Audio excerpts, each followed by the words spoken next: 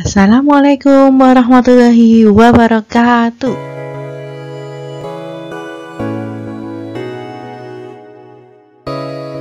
Hai anak-anakku yang salih dan soleha. Hari ini kita akan belajar PPKN tentang memberi saran. Nah, sebelumnya Bu Guru mau tanya, apa itu saran? Kira-kira anak-anak sudah tahu belum apa itu saran? Nah, kita simak video berikut ya. Nah, menurut KBBI atau Kamus Besar Bahasa Indonesia, saran adalah pendapat atau usul, anjuran, atau cita-cita yang dikemukakan untuk dipertimbangkan. Memberi saran untuk menjaga kebersihan. Memberi saran dengan baik terhadap teman juga termasuk sikap menghargai teman. Kita harus memberikan saran yang baik jika melihat teman kita melakukan hal yang keliru. Ini kita lakukan sebagai tanda kita menyayangi teman. Menyayangi teman termasuk pengamalan sila kedua Pancasila. Seperti contoh dalam memberi saran menjaga kebersihan lingkungan adalah tugas kita semua. Kita harus saling mengingatkan untuk selalu menjaga kebersihan lingkungan. Menjaga kebersihan lingkungan perlu dilakukan agar kita dapat hidup nyaman dan sehat. Namun, menyampaikan pesan harus dilakukan dengan sikap yang baik dan bahasa yang santun. Misalnya anak-anak melihat temannya nih sedang merauti pensil. Nah, kalian merauti pensil misalnya di kelas. Nah, sisa rautan tadi dibuang di laci meja. Kira-kira ketika anak-anak melihat hal tersebut, apa yang akan anak-anak lakukan? Apakah anak-anak membiarkan saja? Biarkan saja, itu kan urusannya dia. Atau anak-anak mengingatkan?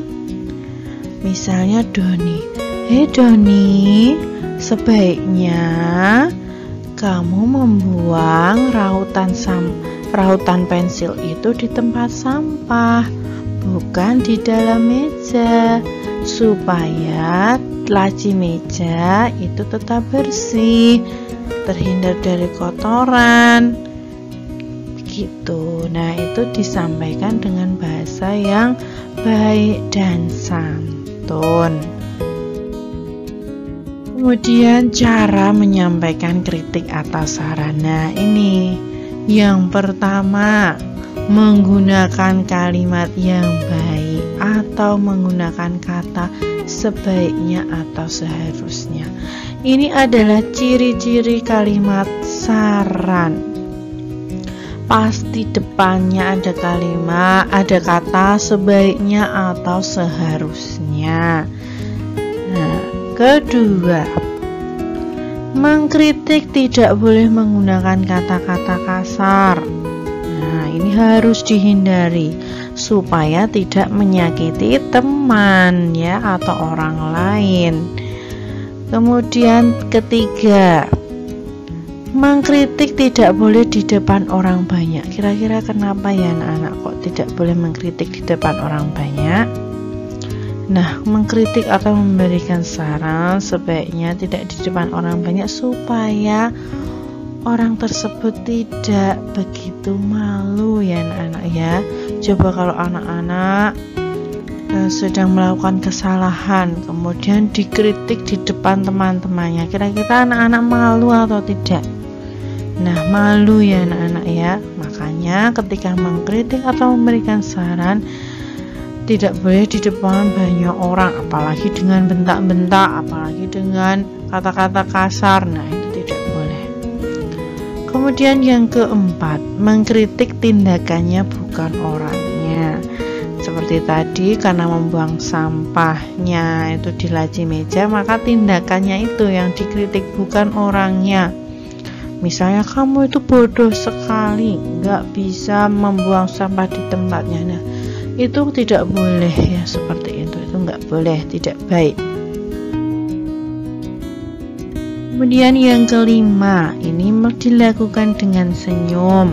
Nah, tidak boleh marah-marah, tidak boleh cemberut, lakukan dengan senyum supaya orang yang kita kritik itu menerimanya dengan baik. Nah, nanti kalau yang dikritik malah jadi semakin marah, nah akhirnya apa?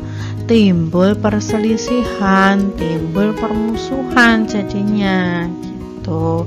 Makanya lakukan dengan senyum. Dan yang terakhir nomor 6, akhiri dengan memberikan kesimpulan yang baik. Oke. Di sini ada gambar. Coba anak-anak amati. Kira-kira itu gambar apa, anak-anak? Nah, di situ ada gambar ruang kamar atau kamar tidur ya. Di situ ada meja, ada komputer juga, ada mainan, semua berantakan. Coba kalau kalian dihadapkan seperti itu.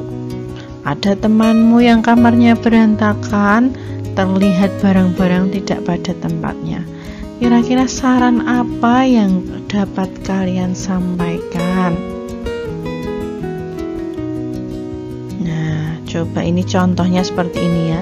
Seharusnya kamu lebih rajin membersihkan kamarmu supaya terlihat rapi dan nyaman. Nah, kira-kira kalau rapi barang-barangnya pada di tempatnya, nah kira-kira nyaman tidak anak-anak? Nyaman ya, kemudian terlihat rapi, nyaman, bersih. Jadi kita kalau mau belajar juga enak, mau tidur juga nyaman. Nah, seperti itu.